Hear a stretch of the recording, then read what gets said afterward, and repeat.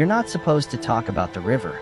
I know how that sounds. Dramatic, paranoid, maybe even a little drunk, but it's true. There are stories in New York you'll never find in any tourist guide. Stories people laugh off at bars, but never tell in the daylight. The kind of stories that make you stop walking near the water at night, even if you don't believe in anything supernatural. If you've ever lived here long enough, you've heard the whispers. The East River isn't just dirty, it isn't just dangerous, it takes. And for reasons no one admits, it's always women. That was supposed to be an old legend, some sexist fairy tale about runaways and drowned lovers. That's what I believed, too. But the truth? The truth is worse than any of those excuses. The truth is what keeps me awake now, typing this out like a confession I know no one will believe. And maybe I don't want you to believe me. Maybe I want you to laugh this off, shut your laptop, scroll to something safer, forget my voice. Because if you keep listening, if you let the words soak into you the way the river soaks into this city, then you might notice things you didn't before. Things you can't unsee. That's how it starts, after all. With curiosity. With just a few words that stick in your head. I thought I was immune to that. I grew up in Queens. I walked over the bridges. I rode the subways that rattle along the water. I knew the river as background noise, nothing more. But then I heard an old man mutter something on the F train one night, rocking back and forth like he was rehearsing a prayer. The river's still hungry. The river's still hungry. I didn't think much of it. New York is full of people muttering to themselves. But later, when I looked up missing persons reports for something completely unrelated, I noticed how many names ended in the same place. Last seen near the East River. Coincidence. That's what I told myself. Coincidence stacked on coincidence. But every coincidence added weight, until I couldn't laugh it off anymore. That's when the dream started. Water rising past my ankles as I lay in bed. A woman's voice humming through the walls of my apartment, low and cracked, like she'd been singing underwater for too long. Every night it got clearer, closer, until I started dreading sleep. You'll say I was obsessed, that I let fear crawl inside my head until it rewired my brain. And maybe you're right. Maybe I could have stopped it if I'd just ignored the whispers, closed the files, walked away. But I didn't. And now here I am, with something to tell you. Something I shouldn't. I know what the river takes, and I know why. I'll tell you everything, but don't mistake this for entertainment. Don't mistake this for another creepypasta you can shrug off. Because the river doesn't care if you believe or not. It doesn't care if you're listening on a phone in bed or with headphones on in the subway. It doesn't care if you think you're safe just because you're not in New York. The river is older than the city. Older than the bridges. Older than the skyscrapers. Older than the names carved into the missing posters. And when it calls, distance doesn't always save you. So here's your last chance. Stop now. Close this. Pretend you never heard me. Or stay, and let me show you why the water in New York runs redder than you think. New York doesn't forget much. We like to think this city remembers everything. Its victories, its tragedies, its endless parade of names etched into plaques and headlines. But the truth is, New York is good at burying what it doesn't want you to notice.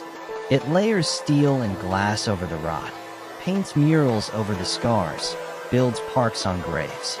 The river is no different. Ask anyone and they'll tell you the East River is just a filthy stretch of water, a toxic soup that swallowed everything from mob victims to rusted bicycles. Tourists take selfies on the Brooklyn Bridge, couples stroll along the waterfront, joggers pretend not to gag when the wind shifts the wrong way. Everyone sees it. No one looks at it. But the river has been here longer than all of us.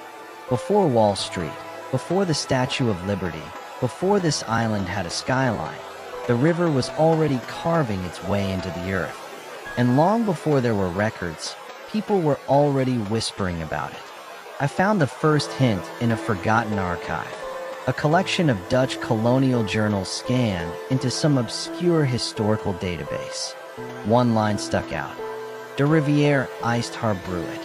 The river demands her bride. That was 1642, and the pattern didn't stop.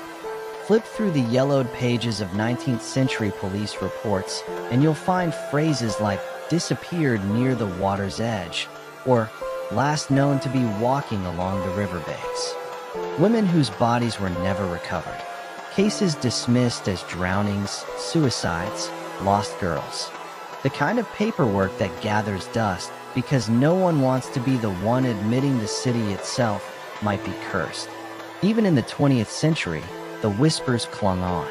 My grandmother once told me, half laughing, that when she was a teenager in the 1950s, her mother forbade her from cutting through the East River waterfront at night. That's where the river brides go, she'd said, like it was some twisted joke. But my grandmother's face hardened when she told me. She never joked about it twice. You won't read that in any guidebook. You won't hear it in a podcast that rattles off fun facts about New York history. It lives in the spaces between the neighborhood bars, the back rooms of libraries, the drunk guy who swears his cousin's sister vanished one summer and nobody in the precinct wanted to file the report. The more I dug, the more I saw how normal people went missing in ways that felt anything but normal. Take 1908, a dressmaker named Clara Weiss, last seen leaving her shop near 34th Street. Witnesses claimed she waved goodbye to her co-workers and walked toward the river to catch the ferry. She never boarded. Her body was never found. The only note in her case file was a single word, unresolved. Or 1977. In the middle of the blackout, when the city was already chaos, 3 young women in Brooklyn Heights went missing on the same night. The power was out, the streets were full of looters, but somehow the only trace was their shoes lined up neatly by the pier, as if they'd stepped out of them and walked straight into the dark water. And then there's the ones I can't explain at all.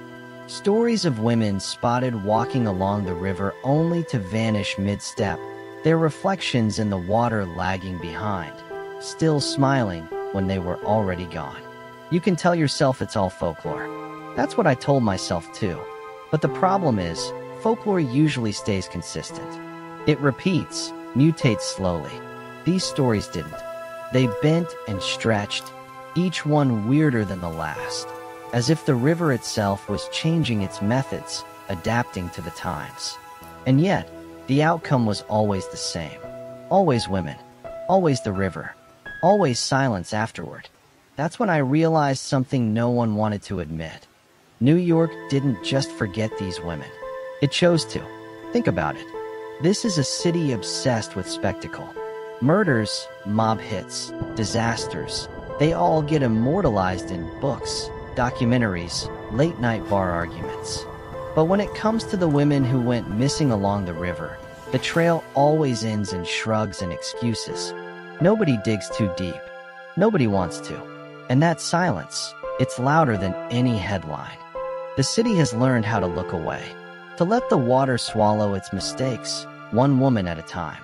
But once I started pulling at those threads, the silence broke. Because buried inside those case files, tucked between the official language and the smudged ink, I found the same symbols scrawled again and again. Circles, waves, a jagged line like a mouth opening, marginal doodles, little notes, details too precise to be coincidences. It was like someone had been leaving breadcrumbs, daring anyone to follow. And maybe I should have stopped there. Maybe I should have treated it as nothing more than a strange historical footnote. But the thing about New York is, when you live here long enough, you start to believe the city keeps secrets for a reason. I wanted to know what that reason was. I told myself it was about truth, about giving names to the forgotten. But if I'm being honest, it was something darker, something closer to hunger. Because the more I looked, the more I felt it. The pull. Like the river wasn't just part of the city, it was watching, waiting for me to notice. The first time the river noticed me, I wasn't even looking for it. It was a Wednesday night, one of those bone-tired evenings when the city feels like it's breathing against your skin. I'd stayed late at work, missed the subway I usually caught, and ended up walking the long way home along the East River Promenade. The sky was a smeared black-blue, streetlights buzzing overhead, and the air had that heavy, metallic tang that only New York water can carry. At first, it was just quiet. Too quiet. For New York, anyway. No sirens, no traffic, no voices echoing off the buildings. Just the shuffle of my shoes and the low slap of the tide against the concrete. That's when I heard it. A whisper. Not words at first, more like the hush of someone leaning in too close. My whole body tensed. I told myself it was the wind coming off the river, curling around the railings. But then it happened again. Clearer this time.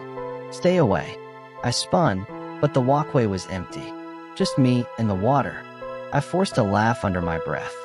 New York is full of echoes, right? Sound bouncing between stone and steel. But the laugh died quick. Because the whisper didn't sound like it was behind me or around me. It sounded like it came from below. From the river. I should have left then. Should have walked faster, shoved in my earbuds, drowned out the whole night with static. But curiosity has claws. And mine sank in deep.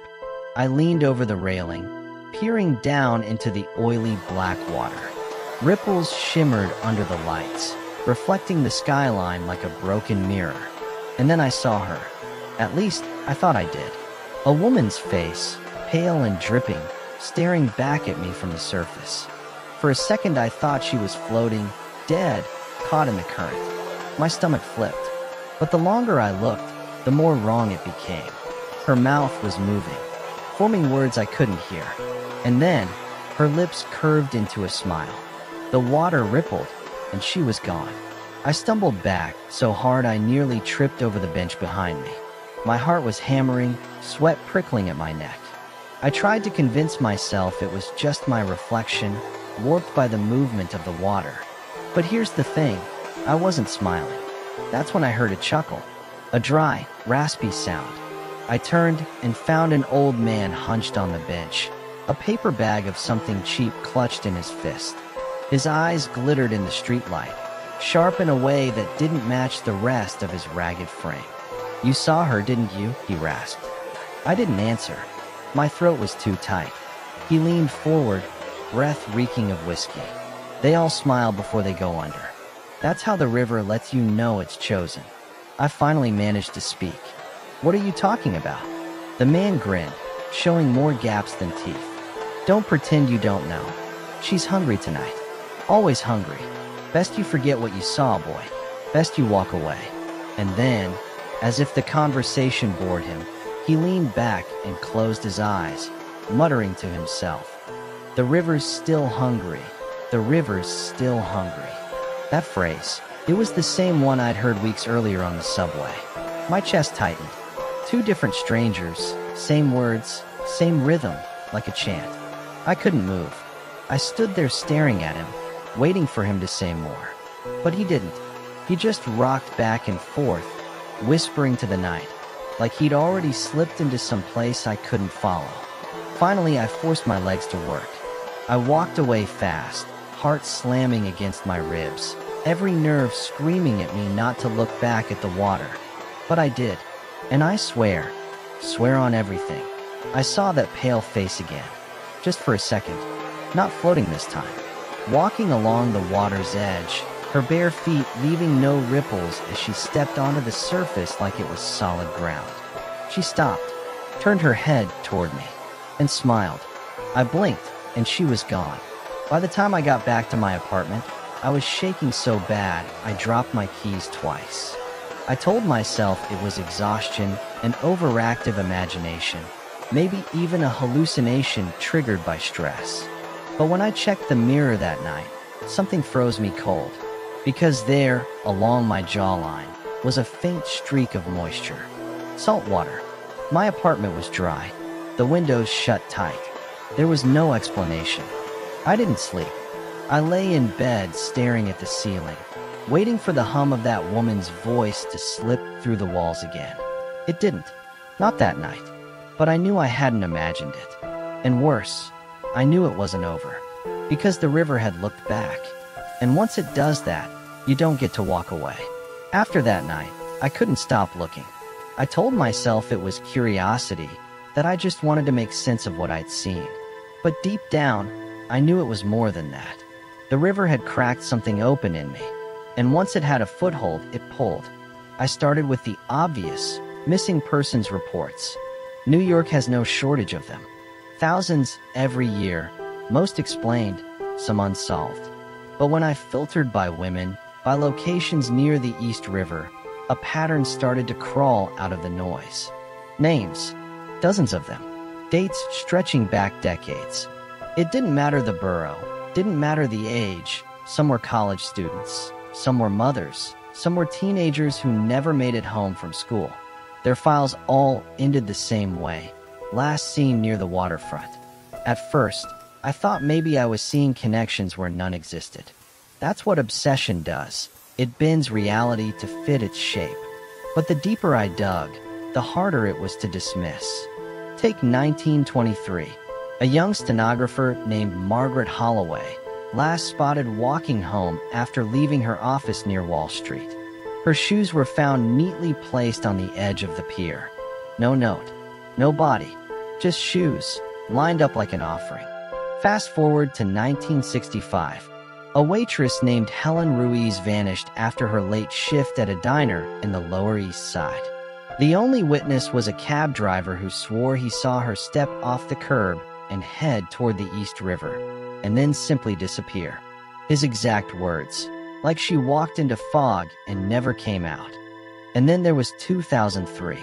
A college freshman, Leah Porter, walking home from a party in Williamsburg. Her friends said she was texting them as she crossed toward the river. Her last message read, "There's a woman down there. I think she needs help." That text was time-stamped at 2:14 a.m. Leah's phone was recovered 3 days later, waterlogged and dead, half buried in silt on the shoreline. Her body was never found. These weren't isolated. They were stacked, year after year, like a deck of cursed cards. But what chilled me most weren't the similarities, it was the silences. So many of the files were redacted. Pages blacked out. Witness statements missing. Reports that should have been public, sealed away. Like someone was trying to erase not just the women, but the fact they'd ever existed at all. I started visiting libraries, archives, places where the dust is thicker than the funding. That's where I found the marginalia, the scribbles in the corners of old case folders, the notes detectives never meant anyone to see. One file had the words, "She smiled before she jumped." Another, sound of singing reported by multiple witnesses. And over again, scrawled like a nervous tick, the same phrase, "The river's still hungry." It wasn't just folklore. The police knew. The city knew. They just didn't want us to. The further back I went, the stranger it got. Some of the earliest colonial documents spoke of a bride price, owed to the water, a pact between settlers and something they couldn't name. Other accounts described maidens taken beneath the tide, never to surface. And always, the warning, never follow if you hear them singing. That detail came up too many times to ignore. Women claimed to hear voices near the water before they vanished. Friends swore they heard laughter, humming, lullabies cut short, as if the river had found a way to lure them in. It should have been impossible to believe. But the night I saw that pale face smile at me, I knew better. I couldn't shake the feeling that these weren't just random tragedies. They were ritual. That's when paranoia sank its teeth in. I started seeing connections everywhere. The graffiti near the river, curved lines like waves, circles nested within circles. Old headlines that never made sense, like this suicides, where no note was left, no motive ever found. Even art installations along the waterfront started to look like warnings disguised as sculptures. The city wasn't just forgetting. It was participating. Maybe not openly, maybe not even consciously, but on some level, it was complicit. Because how else do dozens, maybe hundreds, of women vanish in plain sight, year after year, without someone raising hell? How else do so many files end up locked, redacted, or lost in transit. Someone, or something, wanted it that way. The worst part? The more I read, the more I realized my own life was brushing against theirs. Leah Porter's last text about a woman at the river. That's what I'd seen, too. Margaret Holloway's shoes left neatly at the pier. I remembered how the old man on the bench told me they all smile before they go under. Different centuries. Same details. Same hunger. And as much as I wanted to deny it, I couldn't. The vanishing women weren't gone. They were still there. The river kept them. And it was only a matter of time before I learned what that really meant. I used to have a life. Friends. A job. Plans for the future. But the river took all of that the moment I started pulling at its threads. Curiosity became research. Research became compulsion. And before I realized it, every spare second of my day was being swallowed whole. I'd wake up in the middle of the night just to scroll through missing persons databases, cross-checking dates with tide charts and weather reports. I started printing out police files I wasn't supposed to have, taping them to my walls until my apartment looked less like a home and more like the inside of a detective's skull. Strings of red yarn connecting faces, locations, timelines. At work, I couldn't focus. Every ringing phone, every email, it all felt like static compared to the pull of the river. My boss asked me if something was wrong, and I lied. I told her I was fine, but she saw the bags under my eyes, the shaking in my hands. The truth was simple. I wasn't fine. I was drowning on dry land. The dreams came back stronger. Not vague humming anymore. Clear songs, lullabies sung in voices that didn't belong to the living. Sometimes I woke up with water pooled on the floor beneath my bed. Sometimes my sheets were damp with the smell of brine, even though I lived 5 stories up and the windows were sealed tight. It wasn't just my nights. My days started warping, too. I'd catch glimpses of women in crowded subway cars, their hair dripping wet, their eyes locked on mine until the train screeched into the next station and they vanished in the press of bodies. I'd pass strangers on the street and swear I could hear them whispering the same phrase under their breath. The river's still hungry. I told myself it was coincidence, paranoia, exhaustion. But deep down I knew. The more I looked into the river's secrets, the more it looked back into me. My friends noticed first. Invitations stopped coming. Calls went unanswered. And when I did pick up, all I could talk about was missing women, old files, faces that no one else remembered.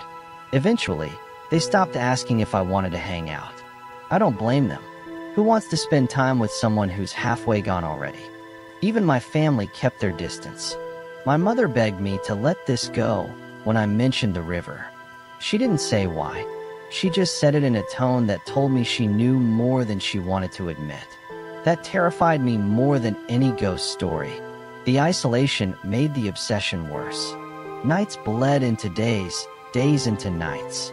I'd wander down to the river at 2 or 3 a.m., just standing at the railing, waiting. Sometimes I thought I saw faces in the current, pale mouths opening and closing beneath the surface like they were speaking directly to me. Sometimes I swore I heard my own name. I started recording everything, audio logs, photos, scribbled notes. Most of it made no sense in the daylight. Static-filled recordings where I swore I heard singing. Blurred photos where I claimed a hand was reaching up from the water. But in the moment, it all felt like proof. Proof that I wasn't crazy.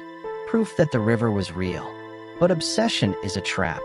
And the more I dug, the more it set its teeth in me. There were nights I stood so close to the edge that the wind off the water felt like a hand pressing at my back. Nights where I imagined just letting go, stepping forward, following the voices that promised rest, peace, answers. I didn't jump. Not yet. But part of me wondered if that decision was even mine anymore. Because by then, it wasn't just about the women who had vanished. It was about me. The river had noticed me, chosen me, and I could feel it tightening around my life like a noose. Every whisper, every dream, every missing woman, they weren't just warnings anymore. They were invitations, and I was running out of reasons to say no. By the time I reached the 6th week of chasing the river's trail, I knew I couldn't find the answers in daylight. The public records had run dry. Every file I requested, every case number I tried to trace ended the same way: missing, misplaced, or not available for viewing. It wasn't incompetence. It was deliberate. Someone was hiding these stories. And the thing about me? Tell me no. And I hear, look harder. That's how I found myself at the municipal archives at 2 in the morning, jimmying open a side door with a crowbar I'd borrowed from a friend who didn't ask questions. My hands shook, not from the effort, but from the quiet thrill of knowing I was breaking a boundary I couldn't come back from. Inside, the building smelled of dust and stale air. I moved through rows of metal shelves stacked with gray boxes, thousands of lives reduced to manila folders. I wasn't supposed to be here, but I wasn't alone. At least, it didn't feel that way. Every step echoed too long, like someone else was following a beat behind me. Every time I stopped to listen, the silence stretched thin and taut, until I was sure it would snap. I found the restricted section in the back, locked with a rusting padlock that looked more symbolic than functional. Bolt cutters made quick work of it. Inside were cases I'd never seen on any index. Unnumbered, unfiled, forgotten on purpose. I pulled one box at random and froze when I read the first line. Holloway, Margaret. Missing, 1923. Her file wasn't supposed to exist. I checked. Twice. Yet here it was. Pages yellowed, corners curling. Witness statements, photographs, even notes in pencil scrawled by detectives who had long since turned to dust. My pulse raced as I flipped through the reports. One line in particular burned itself into me. Subject reported hearing singing before vanishing. Colleague insists she smiled, as if recognizing someone in the water. The same detail. Again, I dug through another file. Ruiz, Helen. Missing, 1965. The waitress. Her case was here too. But this time, the witness statements were longer, darker. The cab driver had been interviewed twice. The first transcript was calm, professional. The second was unhinged. Her reflection kept walking when she stopped. I swear to God it kept walking. The investigator's note beneath it chilled me more. Driver found dead 3 days later. Jumped from Queensboro Bridge. Officially ruled suicide. My mouth went dry. One file led to another, and another. The more I read, the worse it got. Whole clusters of women vanishing within weeks of each other. Always near the river. Always with some mention of music, smiles, reflections. But buried in the margins was something new. A series of sketches. Circles, jagged lines, wave symbols repeated again and again. And beneath them, one phrase written so many times it blurred together. The offering. I didn't hear the footsteps until they were almost on top of me. A flashlight beam cut through the dark, blinding me. Hey, you're not supposed to be here. A guard. My throat seized up. I fumbled for excuses, but before I could say anything, his face shifted. Not literally, just his expression. The anger drained, replaced by something harder to read. You've been looking at the river cases, he said flatly. I froze. What? His eyes darted to the open box, then back to me. His jaw tightened. You need to stop. My heart hammered. Do you know what's happening? To the women. For a long moment, he just stared at me, the flashlight beam trembling in his hand. Then he leaned closer and whispered, almost too soft to hear. The river takes who it's owed. Don't make it notice you. Before I could respond, he snapped the folder shut, shoved it back into the box, and jerked his chin toward the exit. Get out, and don't come back. I stumbled outside into the night air, my body shaking with adrenaline. But instead of fear, what I felt was confirmation. The guard knew. They all knew. The silence wasn't ignorance. It was protection. Not for the victims, but for themselves. That should have been enough to scare me off. But instead, it only drove me deeper. The next night, I broke into the precinct basement in Brooklyn, following a rumor about sealed case files. This time I didn't even pretend I wasn't trespassing. What I found there was worse. Rows of evidence boxes, each tagged with a name I recognized from my wall of missing women. Inside, belongings. A damp scarf, a cracked phone, a pair of shoes, lined neatly side by side. All unclaimed, all left to rot in silence. And tucked into one corner of the room, taped to the inside of a cardboard lid, was a photograph. Not of a woman, of the river itself. At first it was just a blurred night shot, taken under a bridge. But the longer I stared, the more details bled through. Shapes beneath the water. Faces, dozens of them, pressed against the surface like hands against glass. All of them smiling. I dropped the photo and stumbled back, while rising in my throat. My hands were slick with sweat, my vision tunneling. That was the moment I understood. This wasn't just folklore. This wasn't just a curse. It was an arrangement. The city didn't forget the women. It offered them, and the river always collected. I used to believe obsession was a choice, that you could decide when to stop, draw the line, turn back. But with the river, there was no turning back. The call began quietly, a hum at the edge of my hearing, soft enough that I thought it was pipes in my apartment or a neighbor's TV left on too late. But then it followed me, into the subway, into my dreams, into the moments between thoughts when silence should have been safe. And every day, the hum grew louder. It wasn't just sound. It was pressure, like invisible hands pressing at my chest, guiding me toward the water. Some nights I'd wake standing barefoot by my apartment door, key in hand, without remembering how I got there. Twice, my downstairs neighbor pounded on the ceiling at 3 in the morning, swearing they heard me singing. I don't sing. The reflection came back, too. Not mine, the woman's. Pale skin, dripping hair, lips parted in a knowing smile. At first she appeared only in the river, then in puddles after rain, then in my bathroom mirror, water beating down the glass even when the air was dry. I started covering the mirrors. But reflections don't need glass. They live in the mind. The whispers sharpened into words. Join us. It's easier. Sometimes I'd hear laughter. Light, childlike, cruel. Once, while brushing my teeth, I heard my own voice whisper through the faucet. You're already halfway here. Sleep became dangerous. Every dream ended the same way. I was standing on the river's edge, women gathering around me in a circle, their faces lit pale by moonlight. They hummed in unison, the sound vibrating my bones, and when they opened their mouths, water poured out. The worst part wasn't the terror. It was the longing. Because deep down, I wanted to answer. I stopped going to work, stopped answering my phone. My world narrowed to 2 points on the map, my apartment and the river.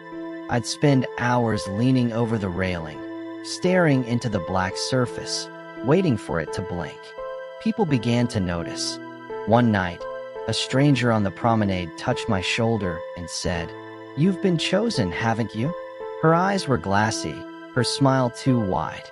Before I could respond, she laughed and vanished into the crowd. Another night, I caught a fisherman watching me. His line dangled slack, untouched, but his eyes burned with something like pity. He muttered as I passed, "Don't let them teach you the song." But it was already too late. The song was in me. I caught myself humming it under my breath, on the subway, in the shower, even walking down the street. Strangers turned their heads when they heard, like they recognized the melody. Maybe they did. The city itself seemed to bend toward the river. Billboards flickered with blue light, like waves rolling across the faces of models. Sewer grates exhaled the smell of salt. Every puddle reflected not the sky above, but rippling water, stretching endlessly in all directions. I wasn't losing my mind. I was being pulled into something older, deeper, something that had claimed women for centuries and now had its hands around me. The guard at the archives had told me, "Don't make it notice you." But I realized the truth too late. The river had noticed me the first night I leaned over the railing. And once it notices you, you belong to it. The calls grew sharper. Sometimes they used my name. Sometimes they used the voices of people I loved. Once, my dead grandmother's voice whispered from the water, "Come home." That was the night I almost stepped in. My foot hovered over the railing, my body swaying forward, when a car backfired in the distance. The crack jolted me awake, my heart hammering. I stumbled back, gasping, horrified at how close I'd come. But even in that moment of terror, I knew something worse. The river wasn't done. It would wait, patient as the tide, because eventually, everyone answers the call. Revelations don't come in blinding light. They creep in, like the tide, slow, steady, impossible to stop. Mine began in the basement of a church on the Lower East Side. I wasn't supposed to be there, but then again, I hadn't been supposed to be anywhere I'd gone lately. The church was crumbling, half its pews rotted, its stained glass covered in grime. But below it, tucked behind a locked iron gate, I found a room. The walls were damp, chalky with salt. Carvings covered every surface. Waves, circles, faces that weren't quite human. In the center stood a stone basin, blackened with age. Inside it, women's belongings. Hair clips, rings, shoes, dozens of them, piled like offerings at an altar. And carved into the floor around it, over and over again, the word I'd seen in the files: offering, offering, offering. That was when I understood. The river didn't just take. It was fed. For centuries, maybe longer, the city had been giving it what it wanted. Women, chosen not at random, but deliberately. Their disappearances weren't mistakes, weren't accidents. They were sacrifices. That explained the missing reports, the redactions, the silences. The city wasn't failing to protect its women, it was trading them. Keeping the river sated in exchange for something it couldn't survive without. Safety, growth, power. New York was built on a bargain, and the women were the price. I staggered back, while rising in my throat, but my eyes couldn't leave the basin. For the first time, I realized I wasn't just chasing ghosts. I was standing in the very heart of the pact, and it wasn't finished with me, because scrawled on the wall, fresher than the rest of the carvings, was a name. My name, painted in dripping blue letters that glistened like they'd just been written. The room hummed around me, the same note that had followed me for weeks. The call wasn't metaphor anymore, it was declaration. The women I'd researched, the faces I'd pinned on my wall, the whispers I'd heard in the night, they weren't warnings. They were invitations. And I had finally arrived at the doorstep. I wanted to run. I wanted to claw my name off the wall, to smash the basin, to burn the whole church down. But my body wouldn't move. My breath slowed, my heartbeat synced to the hum in the stone. The walls were damp, chalky with salt. Carvings covered every surface. Waves, circles, faces that weren't quite human. In the center stood a stone basin, blackened with age. Inside it, women's belongings. Hair clips, rings, shoes, dozens of them, piled like offerings at an altar. And carved into the floor around it, over and over again, the word I'd seen in the files: offering, offering, offering. That was when I understood. The river didn't just take. It was fed. For centuries, maybe longer, the city had been giving it what it wanted. Women, chosen not at random, but deliberately. Their disappearances weren't mistakes, weren't accidents. They were sacrifices. That explained the missing reports, the redactions, the silences. The city wasn't failing to protect its women, it was trading them. Keeping the river sated in exchange for something it couldn't survive without. Safety, growth, power. New York was built on a bargain, and the women were the price. I staggered back, while rising in my throat, but my eyes couldn't leave the basin. For the first time, I realized I wasn't just chasing ghosts. I was standing in the very heart of the pact, and it wasn't finished with me, because scrawled on the wall, fresher than the rest of the carvings, was a name. My name, painted in dripping blue letters that glistened like they'd just been written. The room hummed around me, the same note that had followed me for weeks. The call wasn't metaphor anymore, it was declaration. The women I'd researched, the faces I'd pinned on my wall, the whispers I'd heard in the night, they weren't warnings. They were invitations. And I had finally arrived at the doorstep. I wanted to run. I wanted to claw my name off the wall, to smash the basin, to burn the whole church down. But my body wouldn't move. My breath slowed. My heartbeat synced to the hum in the stone. For the first time, I felt what the vanished women must have felt. Not fear, recognition. The river hadn't chosen me because I was clever, or curious, or reckless. It chose me because I looked, because I listened. And now I knew the truth. Once you see the bargain, you become part of it. Silence is worse than the song. The song gave me something to follow, a thread through the dark. But now, after the revelation, after seeing my name carved into stone, the river doesn't need to call anymore. It waits, patient, certain. I've stopped fighting. My walls are bare. No strings, no files, no photographs. I tore them down one by one, but not out of hope, out of surrender. There's no point in chasing answers when you've already become one. Friends don't call. Family doesn't ask. It's as if I've already vanished, just another name whispered in the city's shadows. The silence wraps around me tighter each day, and in it, I can hear the truth. I was gone the moment I leaned over the water. I still dream of the women. They stand on the shore, their eyes calm, their smiles patient. They don't reach for me. They don't have to. The river always collects what it's owed. So when they find this recording, this note, this final attempt at explanation, know that I didn't jump. I answered, and the silence was waiting to pull me under.